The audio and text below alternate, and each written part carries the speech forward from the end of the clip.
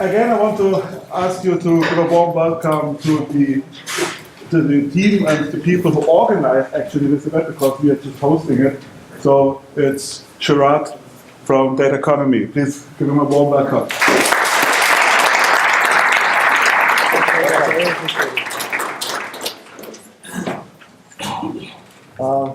Thank you very much, Christoph. It's great to be here. I think it's a great and amazing venue. And before coming here, we weren't expecting it like to be like this, but we really like it, and I hope you do too. My name is Shurat.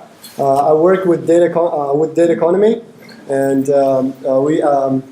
we also have one of our colleagues, Daniel Gray, and also have the lineup of speakers already who are present.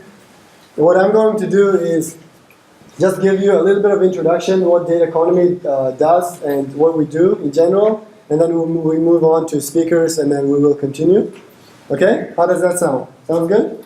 Okay, great. How many? Just a question. How many of you were here like in the last event?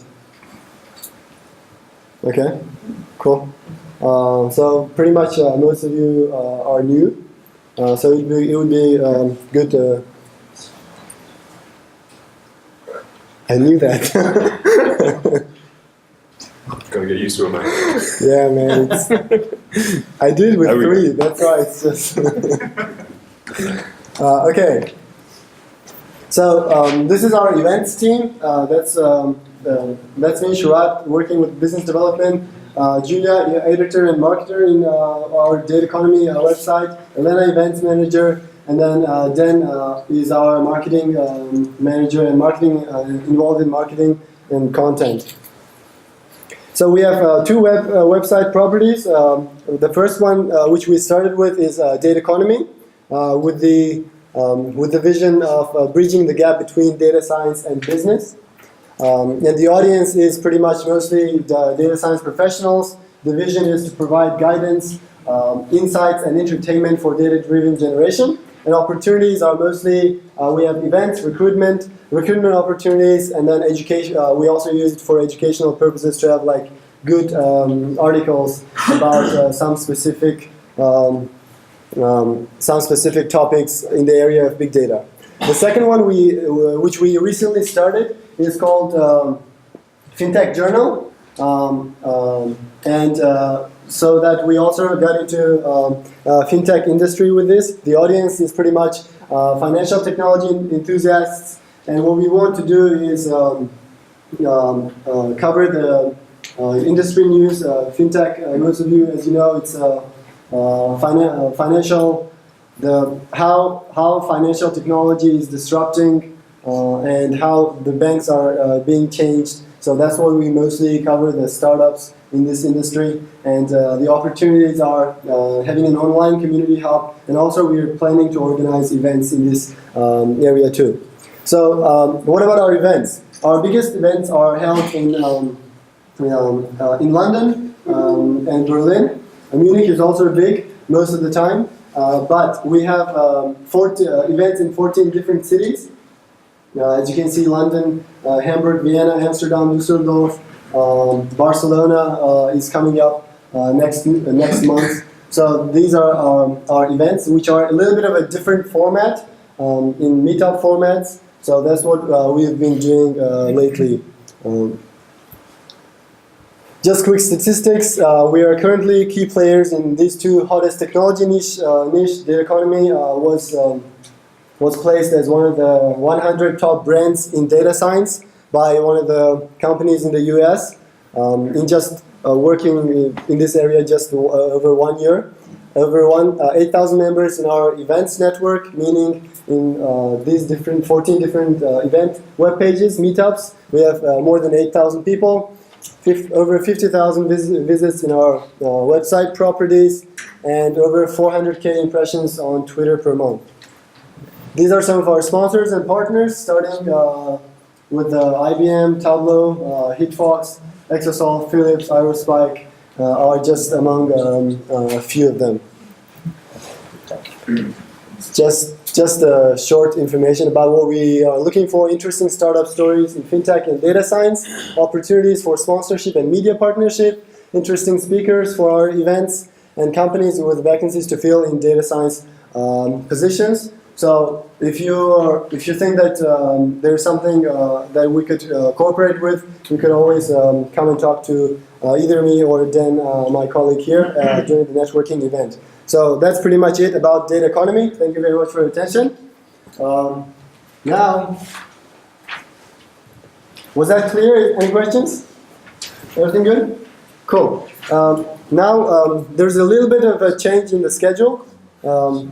Francisco, the inventor and co-founder of Cortical.io, is not here yet.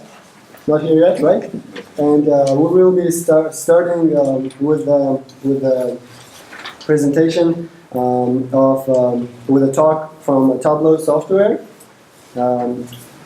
So the speaker that we have has been working in the business intelligence industry for the last 7 years, and has joined Tableau, and he will be telling the story of how to use data and visualize it with a Tableau software. Let's welcome TimoTautenhahn.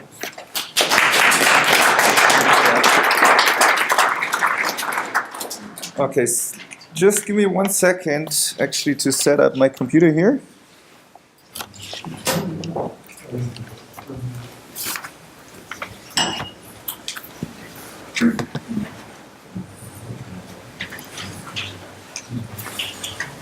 Let's wait. Great.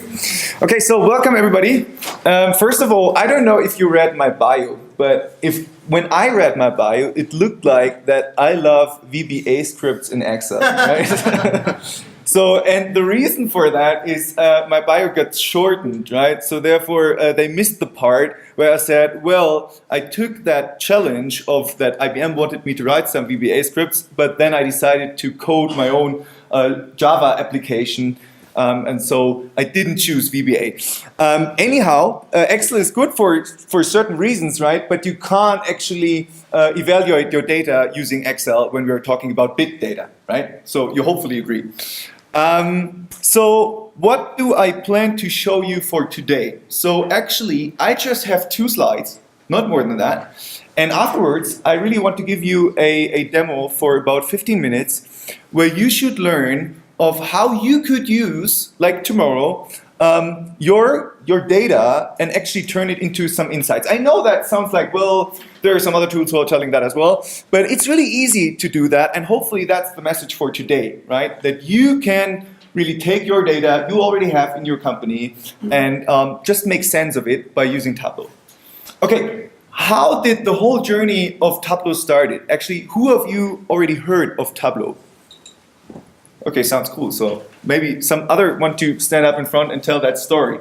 I'm going to make that really short. So that guy in the middle, Chris Stolte, in 2002, he wrote his PhD kind of thesis, right? And there he wanted to solve a big problem of the data industry, which is like, when you are working for a big company and you want to know what is the most profitable product, or in which region do you make most sales out of, or all these questions, oftentimes you need to go to the IT office and say, well, Mr. IT guy, I would like to know that, could you give me a report? And then it takes some time, maybe 1 day, maybe 2 days, maybe 3 weeks, and then you get the answer back. Maybe you don't have the question anymore then, but you have an answer, right? And oftentimes you take that and like, okay, well, so there is that guy, Mr. Müller in the north, he's really a good guy, he performs really well. Why is that? So you're starting to ask the next question, back to the IT or BI department, and then they are working on a report, and then they come back after 2 weeks. And you see that it's not the most efficient way of how to deal with data, right? So therefore, he went to that guy, Pat Hanran, who is actually a professor at the University of Stanford, and he got a lot of awards for his animation works, for example, on Toy Story. Or he also created that little ugly guy, Gollum, in Lord of the Rings. And so these 2 guys connected to each other and said, well, let's create a tool where we can give a normal business user like you and me a tool in their hand where they can evaluate their data, to visualize their data, to get rid of what's in your database actually, right? So a really early version of Tableau was his PhD thesis, right? And it turned out that it's really successful. So he also went back to his friend, Christian Chabot, and they founded the company called Tableau in 2003. And now we have like more than 2,000 people working for Tableau worldwide. And it's pretty a lot of fun. And I hope you feel that fun when you see that software. Because that was my feeling when I saw that earlier. Okay, why are we here? Why is Tableau here, actually? So we have a mission. And our mission is we want to help people see and understand their data, right? So all of our products are around that message. And actually there's a lot of cool stuff coming throughout the year where I hope you will enjoy that too. Okay, so that's it. I hope you have a small idea if you didn't heard about Tableau yet. And just let's switch to the demo, right? Because the software itself is really the most fun part. So, actually, that is something I want to create with you during the next 10 minutes. And for those of you guys who already created some reports with other tools, that can be really challenging with other tools, right? So I want to take a big data source together with you live, and I want to work on really a couple of billion of records, and then we want to get to something like that from scratch. Okay, so just keep that picture in mind. That's something how it should look like at the end. Okay, therefore, I'm going to show you Tableau. Tableau is a client, a fat client. You install that on your machine. You can download it for free for 2 weeks on our website, www.tableau.com. And when you install it, you see that screen, right? So on the right-hand side, you have some introduction videos where you can have a look of how you can actually use Tableau. And then a little lower here, you see Abyss of the Week, which pretty much gives you some ideas around what's possible with Tableau. Okay? And some sample workbooks and stuff like that. And then on the left-hand side, you see all the different sources Tableau is able to connect natively. It starts with some flat files, or Excel files, CSV files, Access data, or statistical data. So for example, if you're working with SPSS, SAS, R, these are all sources we can directly connect to in order to visualize what you already did with your data. Okay? And lower to that one, there are a couple of more ones, and I just want to spend like 1 minute on that. So in the back, you can maybe not see that too good, but there are all the common data sources you have in enterprise or also in medium-sized companies, right? So it starts with normal relational databases like MySQL, MS SQL, Teradata, Oracle, Firebird, or Exasol. I don't know if you heard about Exasol. It's pretty fast. I think we are going to hear another presentation about that later on. Then we also support some web data sources, cloud data sources, right?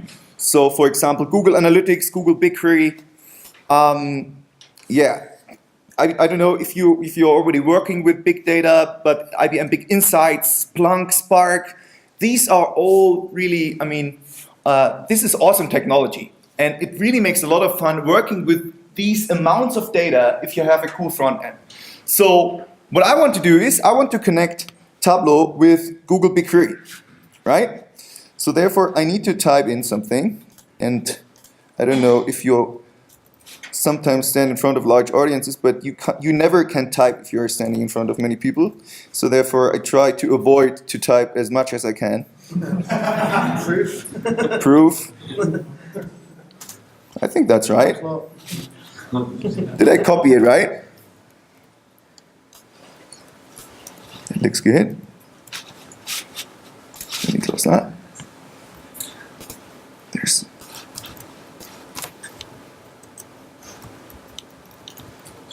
Real software. Okay. Now, somewhere over here, that was what I wanted to try. Now I need to change my password. Sorry, I've got a recording delay. I already changed it. Well, you can't get in. Well, in an audience like that, that is possible. I know that. So please just change it after my presentation. I would be more than welcome. Okay. So once you connect it to your data source and nobody from the audience has changed the password, then you're still able to choose which data set within that database you really want to use, right? And I really want to focus on the transactional data, right? So it's raw data.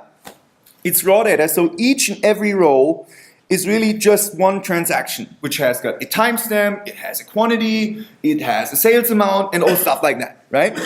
So it's pretty much that, what you see here.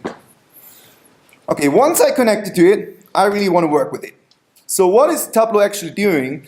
It takes all the rows and decides whether it's a dimension or a measure, right? Sorry for having the German version here, but I mean, at the back you can't even read it, so therefore I will tell you it means dimensions and measures, right? And now let's say I want to know how many rows of data are actually really in there, right? And when I drag and drop stuff over here, what Tableau is doing in the back, it's really sending a query to Google BigQuery, and the result you're going to see here, which is 4 billion of records in there, roughly 5. Okay? So, and when you are using data, you most of the time, when you're analyzing data, you most of the time start asking questions, right? I mean, I could just drag and drop and show some fancy stuff, but let's assume my boss asked me to say, well, Timo, so which of our products are the most profitable ones, right? Where do we create most of our sales of, right? So therefore, I am going to take the product names. Again, it can take a while. It's a lot of data. And I got back like roughly 400 rows, which means I have 400 different products. Now let's take the quantity, put that on here. And now what's actually happening, BigQuery is getting me back the result of the quantity for each and every product name. So now I'm seeing that Stockings Nora 32 is the product which creates most of my sales, right? Okay, so actually that is an answer. I could add there some other stuff or make it just nice looking, but also adding some color to it. And let's store that as the first result. Let's call that our products. Again, never type in front of many people. Okay, let's ask a second question. So when I analyze data, it's oftentimes really interesting to know, I mean, it's 5 billion records, but what is the time frame we are actually analyzing, right? Is that one day? That would be a lot. Is it like a couple of months? Is it years? Let's see. Let's see what we are having here. Therefore, I'm selecting my timestamp and my quantity again. And I'm asking Tableau to just give me some ideas of what can I do if I chose a time dimension as well as a quantity, right? So I can take, for example, something like that, or a normal line chart, or I can just change that to a bar chart. And so at the moment I'm seeing, well, I have 2011 and 2012, so the data is actually from 2 years. Let's drill down and see what we have within the quarters. I mean, how many quarters do we actually analyze? Because 2011 looks way less than 2012, and yeah, we see that we just have 2 quarters, or 3 quarters? 3 quarters of 2011, and then 4 ones from 2012. Okay, cool. That helps, but oftentimes I'm not interested in the actual numbers, but into the change from 1 month or 1 quarter, actually from one period to another. So I can do that really easy over here. I'm just asking Tableau to give me the % difference, and then I'm getting that result, which shows that the change from Q2 2011 to Q3 2011 was the largest one, right? I'm just adding the color stuff to it just to make it easier to recognize. Maybe I just want to see if it's positive or negative and nothing more than that. And then we are fine with that one, right? And the cool thing about that calculation is that it also works when I'm drilling down even deeper. So at the moment I'm at the quarter level. Let's see how we performed throughout the whole months. right? Again, we're working on 5 billion of records live. Okay, and now it's even more interesting, right? So we see it's turning up at the beginning, then down at the beginning of 2012, and then it's getting a little bit better. But still, there's a lot of ups and downs over there. Okay, let's take that as our time series, right? Interesting. So what else could we ask out of that data, right? It's not like too many different columns we have, but there's still some interesting information, and it's some information which gets more and more important to companies, and that's location information, right? So geographical information. So let's take the location ID and let's see what's in there. And sadly, it's just an ID, right? It just tells me 1, 2, 3, 4, 5, but it doesn't tell me where is that? Where is that location? And oftentimes you don't store this information in the same database. I mean, sometimes you have it in another database, maybe just in another table. In my case, I have an Excel file with me where I just have the translation, so to say, from one location ID to a certain city, right? So let's bring that into Tableau. It's an easy thing. And let's get rid of that stuff that you can't see all my passwords. And let's take location information, right? So it's just a simple Excel file. And by dragging and dropping over here, the connection window pops up again. I can say, well, I want to have the IDs. And here you can see actually that I have the location ID and the city next to each other. That's exactly what I need here. Okay, so let's grab these guys. Let's get rid of that. And let's see which cities we have in there. So I'm just dragging and dropping that over here. And then Tableau is just pointing these information on a map. It's just visualizing that data on the map. But at the moment, these are just the information from the Excel file, right? It contains the location ID. So once I'm hovering over a certain city, I see the actual ID to that city. And now I just need to go back to my other data source, my transactions. And you see here that Tableau automatically recognized location ID. That's something I already know. I have that field with the same information over here. So do you want to connect it? Yes, sure, I want to connect it. So therefore everything's fine. And now I can blend, that's how we call that. Now I can blend these two guys together. So I can take quantity, put that on the color, and now the information from the Excel file gets blended with the 5 billion records from our Google BigQuery database. And now you actually see the darker each and every point is, the more we stuffs are selling there, right? So the more transaction we have in that certain city. Okay? Cool stuff. Let's call that map. I don't know how much time we have. So it's 48, I don't know. Let's just continue doing that. So I could now add filters, I could do some crazy stuff to make that visual more appealing. But for the moment, I think you got the point, right? It's really easy. Just dragging and dropping stuff. You don't need to code anything actually to get a graphical representation out of it. So let's put all that stuff together so that I can actually take that, give that my manager saying, well, so here are the most profitable products, the most profitable regions or cities, and also a time frame for all our transactions, right? So therefore, I'm going to create a dashboard. You're seeing that the left part over here changed, so I don't see like the data anymore, but I see all the sheets I already created. So therefore, let's take our map first. Just let's drag and drop that over here. Let's put the products over here, and let's take the time series and put it over here, right? Or even more to that place over here. And now what we are actually having, let's auto size that you all see the same stuff. Now what I'm actually having is really just these information combined next to each other. But the real value starts when I now also combine these different stuff over here, right? So that is the time series overall for the whole company.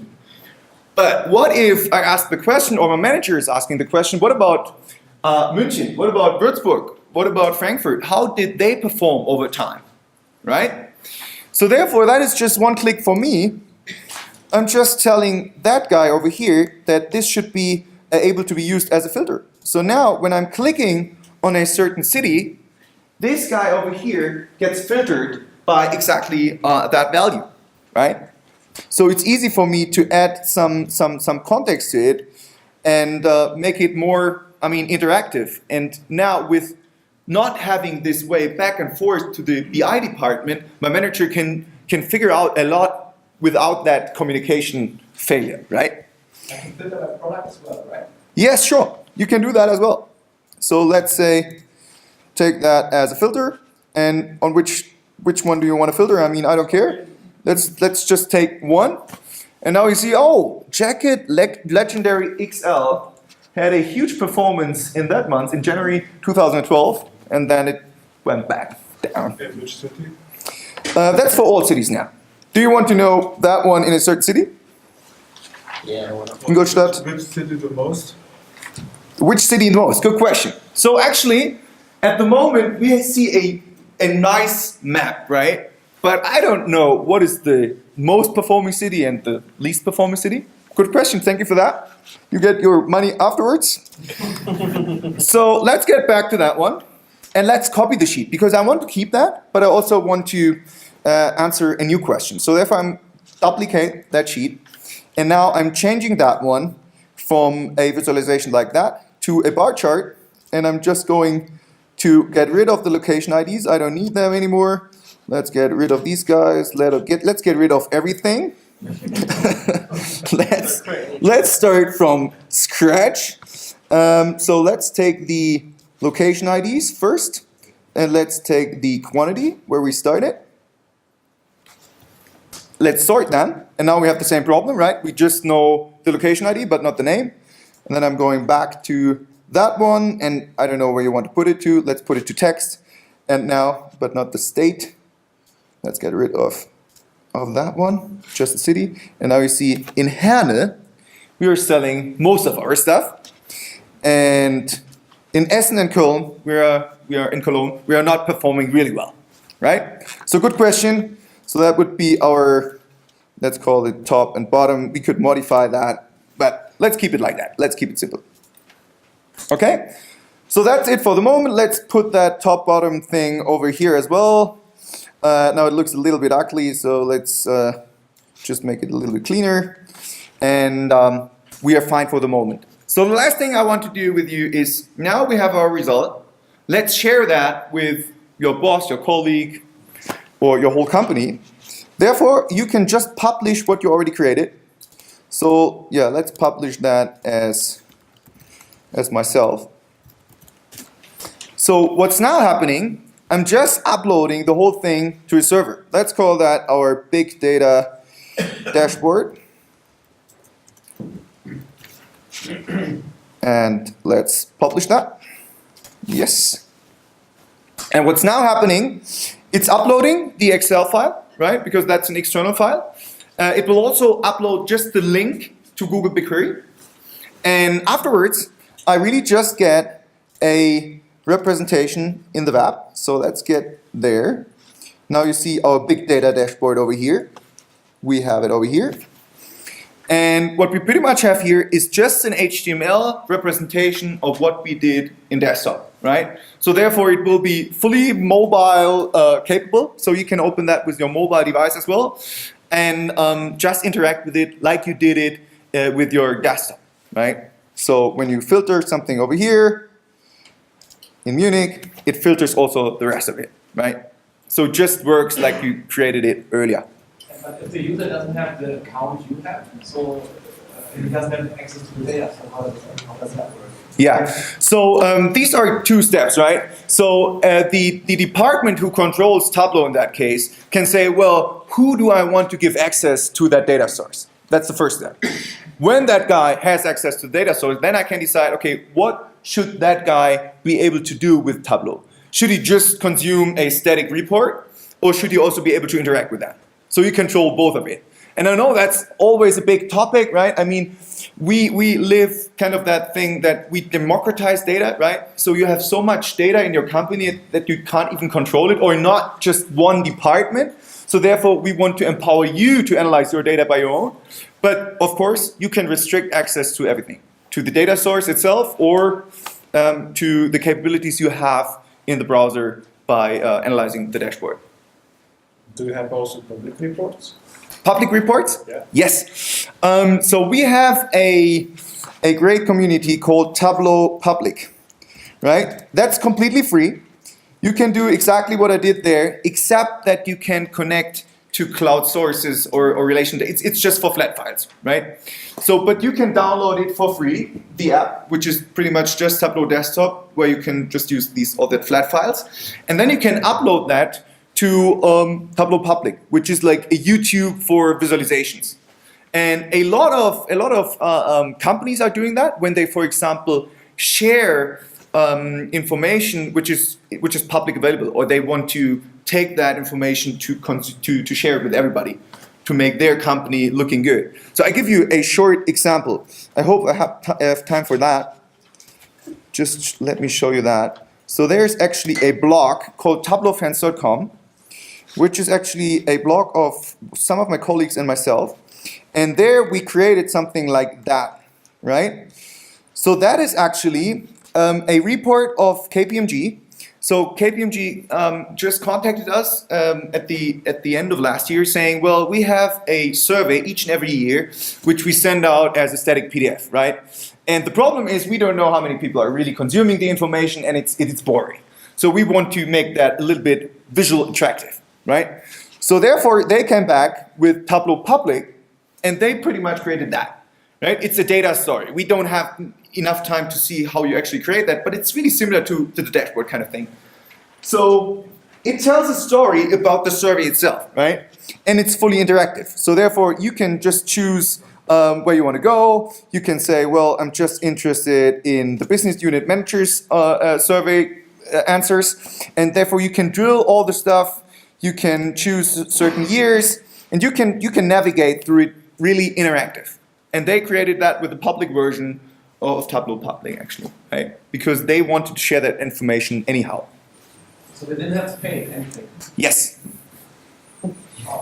So it was not free all the time, but Tableau was thinking about, well, is that a better idea to actually make it really free for everybody? And they decided, yes, it's good, because also for us it's good. I mean, but being able to show you that's a good thing, right? So therefore it's completely free right now. And they're not going to change that. Cool. More questions? Thank you very much. Thank you.